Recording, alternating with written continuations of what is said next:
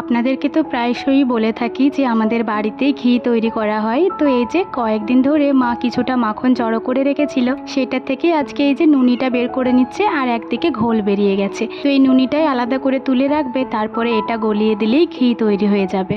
আর বন্ধুরা, আপনারা তো দেখেছেনই যে আমি যখন নুনিটা বের করি তখন কিন্তু আমি বেশিরভাগ মিক্সিটাই ব্যবহার করি, ওতে করি আমার বেশি সহজ মনে হয়। আর মা বের করলে কিন্তু হাতে করি এই যে থালা বাটি নিয়েই বের করে নেয়।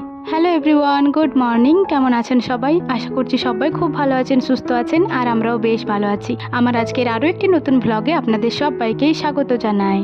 আজ সোমবার সকাল 8:30 মতো বাজে এখন, আর এখন থেকে আমি আমার আজকের ব্লগটি শুরু করছি। আশা করছি আমার আজকের ব্লগটি আপনাদের ভালো লাগবে। আর হ্যাঁ বন্ধুরা, ব্লগটি স্কিপ না করে সম্পূর্ণ দেখার অনুরোধ রইল আপনাদের কাছে। আজকে সকালে একটু তাড়াতাড়ি ঘুম থেকে উঠেছিলাম, আর তারপরে না সকালের বাসি কাজকর্ম সমস্তটাই কমপ্লিট হয়ে গেছে।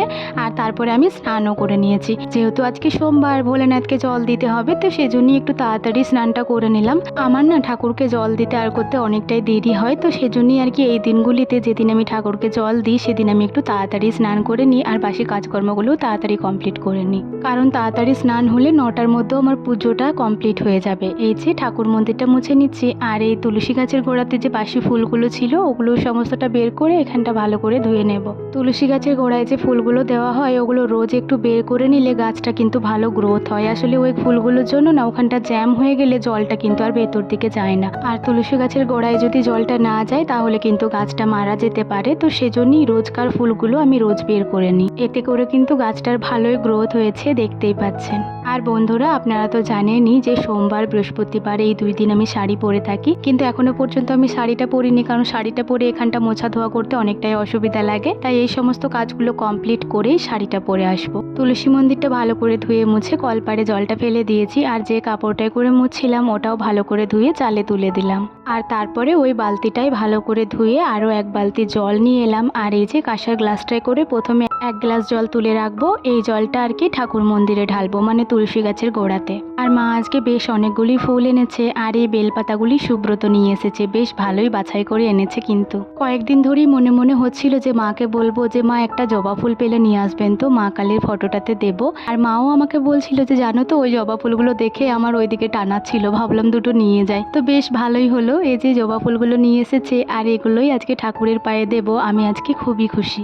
সত্যি বলতে পুজোর দিনে যদি এরকম এতগুলো ফুল পাওয়া যায় তাহলে সবারই মন এমনিতেই ভালো হয়ে যায়। ফুল বেলপাতাগুলো বালতির জলে দিয়ে যে ঠাকুরের বাসনগুলো ছিল ওগুলো সমস্তটাই এই যে ধুয়ে নিয়ে এলাম, আর তারপরে তুলসী মঞ্চেই রেখে দিলাম। আর তারপরে এই যে শাড়িটা পরে চলে এসেছি, এরপরে তুলসী মঞ্চে জল ঢেলে নেব। তার আগে মাথায় কাপড়টা দিয়ে দিচ্ছি।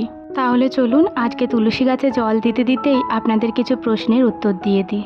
আমার এক দিদিভাই আমাকে কমেন্ট করেছেন, দিদিভাইটির নামটি হচ্ছে অনামিকা। কমেন্ট করেছে যে তুমি কতদূর পর্যন্ত পড়াশোনা করেছো। তো দিদিভাই, আমি বিএ ফার্স্ট ইয়ার অবধি পড়াশোনা করেছিলাম, মানে বিএ ফার্স্ট ইয়ারের ফার্স্ট এক্সামটা দিয়েছিলাম, আর তারপরেই আমার বিয়ে হয়ে গেছে। তো তারপর আর পড়াশোনা করা হয়নি, আমি বাংলায় অনার্স নিয়ে পড়াশোনা করছিলাম।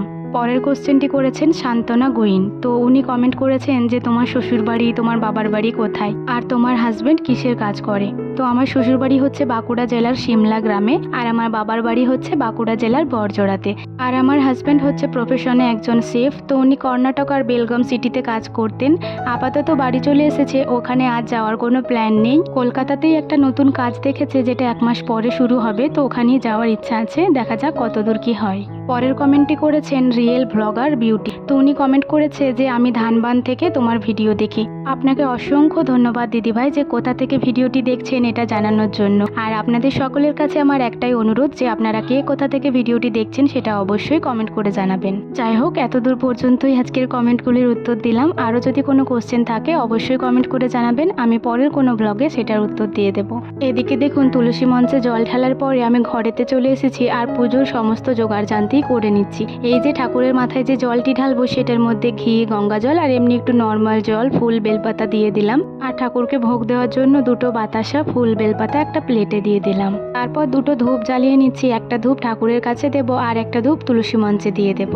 আমি প্রত্যেক সোমবারে এভাবেই ঠাকুরের পুজো করে থাকি, যদি আমার কোনো অসুবিধা না থাকে। তো এই পুজোটাই আপনাদের সাথে তুলে ধরলাম, আশা করি আপনাদের ভালো লাগবে। সমস্ত জোগাড়টা রেডি করে নেওয়ার পরে এই যে ঠাকুরের মাথায় একটা ফুল চাপিয়ে 3 বার জল ঢেলে নিচ্ছি ওং নমঃ শিবায় বলে বলে। জানেন তো বন্ধুরা, আমি আগে জানতাম না যে ঠাকুরের মাথায় জল ঢালার আগে এই যে হাঁটু গেঁথে বসতে হয়। তো আমি আগে বাবু হয়ে বসে পড়েই জল ঢেলে নিতাম। তো এই ব্যাপারটা মা আর কি ভিডিওটা যখন দেখেছিল তখন আমাকে বলেছিল, আর তখন থেকে আমি এই যে হাঁটু গেঁথেই জল ঢেলে থাকি। তো আমার প্রথমের যে ভিডিওগুলো আছে না, সেগুলোতে কিন্তু আমি বাবু হয়ে বসে জল ঢেলেছি, তখন আমি এই ব্যাপারটা জানতাম না।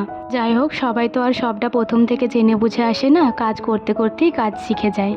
শিব ঠাকুরের মাথায় জল ঢালার পরে প্রণাম করে নিলাম, আর তারপরে ধূপের আরতি করে নিচ্ছি। এরপরে আবার একবার প্রণাম করে ঠাকুরগুলিকে এক এক করে তাকের মধ্যে তুলে রেখে দেব। আপনারা তো জানেনই, আমার খাটের পাশে যে তাকটি রয়েছে ওখানেই ঠাকুরগুলিকে রাখা হয়, কারণ এখনো পর্যন্ত আমার ঠাকুর মন্দির আলাদা করে করা হয়নি। সেই জন্যই জল দেওয়ার সময় সমস্ত ঠাকুরগুলিকে নিচেতে নামাতে হয়, কারণ সামনেই যেহেতু খাটটা রয়েছে, তাই ওই খাটের মধ্যে ঠেকে ঠেকে জল দিতে একটু কেমনই লাগে।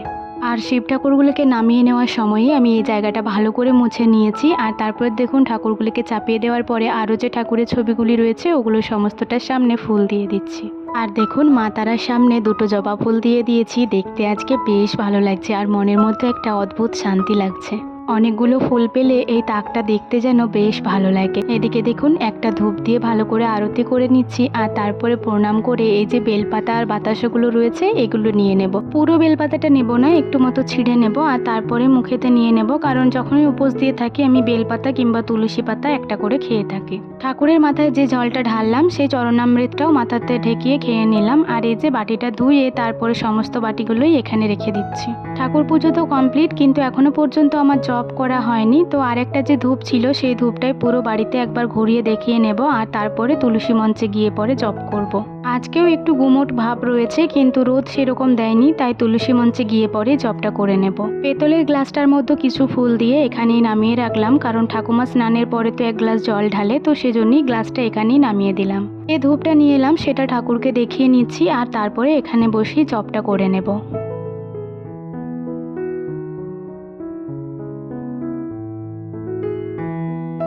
বারান্দায় আজকে বাড়ির অনেক সদস্যই ছিল দেখলাম, তাই ভাবলাম প্রসাদগুলো না হয় সবাইকে একটু একটু করে দিয়ে দিই, নয়তো আমি একাই কিন্তু এটা খেয়ে নিই। আজকে যেহেতু সবাই রয়েছে তাই এই যে সবাইকে একটু করে দিয়ে দিচ্ছি। ছোট কাকুকে দিয়ে দিলাম, তারপর আমার হাজব্যান্ডকে, আর তারপরে মিষ্টুকেও দিয়ে দিলাম। আর মা এদিকে একটু কাজ করছিলেন, মানে মুড়ি খাবারটা একটু বাড়ছিলেন, তো সেজন্য মাকে খাইয়ে দিলাম, আর তারপরে আমি নিজেও একটা বাতাসা খেয়ে নিলাম। ঘরের মধ্যে যে বালতিটা রয়েছে, যে বালতিটাতে একটু জল রয়েছে আর কয়েকটা বাসি ফুল রয়েছে, তো সেই বালতির জলটা এরপর বার করে ঘরের বাইরে রেখে দেবো। মা ওটা স্নানের পরে পুকুরে ফেলে দিয়ে আসবে।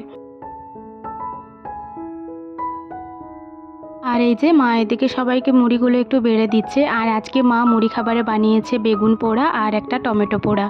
বেগুন পোড়াটা আমার হাজব্যান্ড বানাতে বলেছিল, আর এই টমেটো পোড়াটা আমি বানাতে বলেছিলাম, কারণ টমেটো পোড়া মুড়ি খেতে আমার বেশ ভালো লাগে। আর কয়েকটাই ভালো বেগুন ছিল, তো সেই জন্যই হাজব্যান্ডের জন্য একটু বেগুন পোড়া বানিয়ে দিয়েছে, তো ও ওটাই আবার দেখাচ্ছে।